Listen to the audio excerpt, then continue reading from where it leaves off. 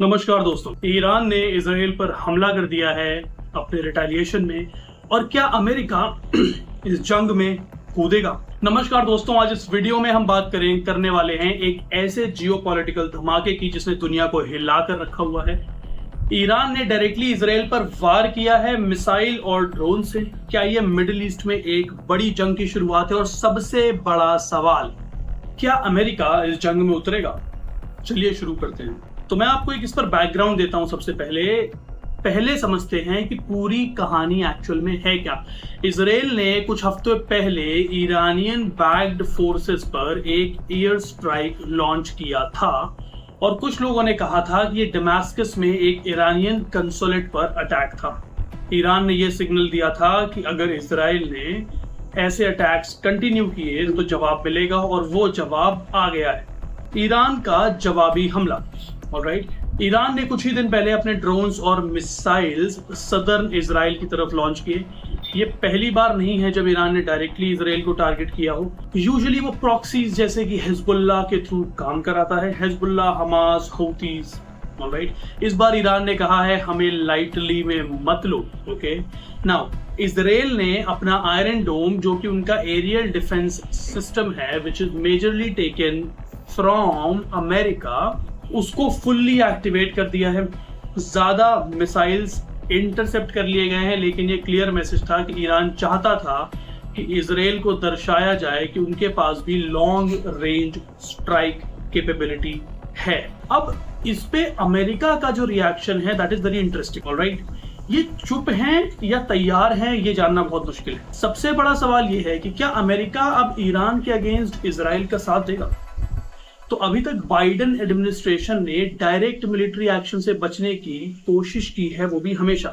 तो American intelligence support और advisory role में, समझ रहे हैं आप, तो अमेरिकन इंटेलिजेंस है वो सपोर्ट और एडवाइजरी रोल में रहता है, लेकिन बूट्स ऑन द ग्राउंड अभी तक नहीं आया, because boots on the ground is always through Israel. तो इजराइल भाई, उन्होंने अपना एक बंदा बना रखा है जो उनके बिहाफ पर अटैक करेगा, because Israel is an constant threat. Experts कह रहे हैं कि अनलेस ईरान कोई बड़ा अटैक करे, यूएस ऑफिशियली वॉर में नहीं कूदेगा। ऑलराइट, नाउ क्या ये पूरा जो मिडिल ईस्ट का रीजन है, which means Israel which is surrounded by Palestine, Jordan and other countries, alright, तो क्या ये पूरा रीजन अफेक्ट होगा?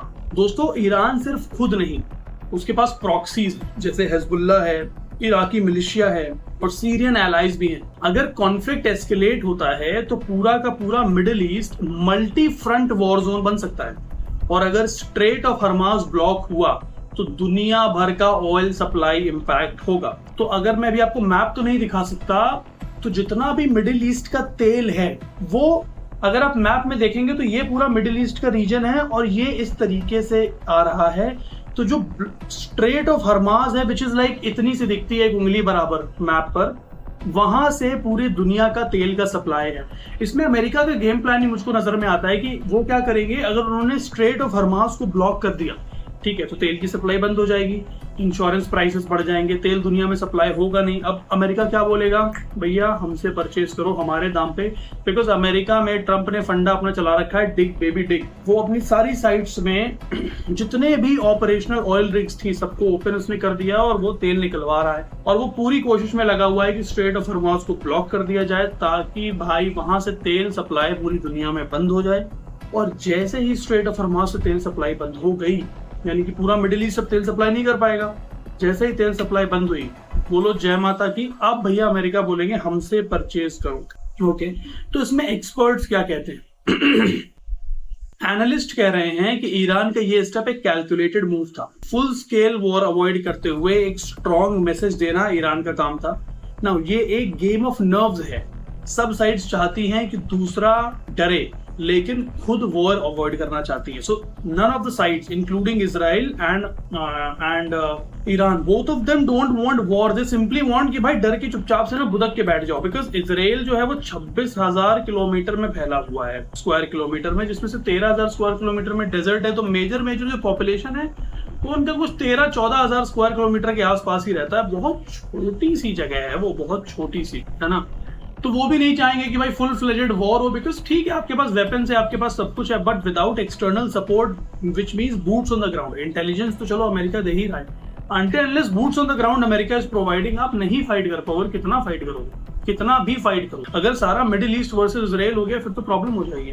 तो कंक्लूजन ये है कि अब आगे क्या करें। तो दोस्तों अभी के लिए सिचुएशन बहुत टेंस है।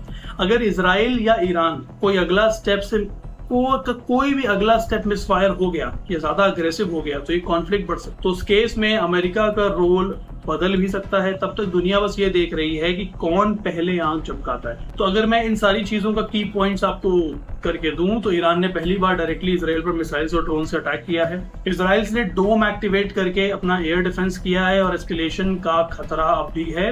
अमेरिका अभी तक एडवाइजरी रोल में था लेकिन वॉर अवॉइड कर रहा था।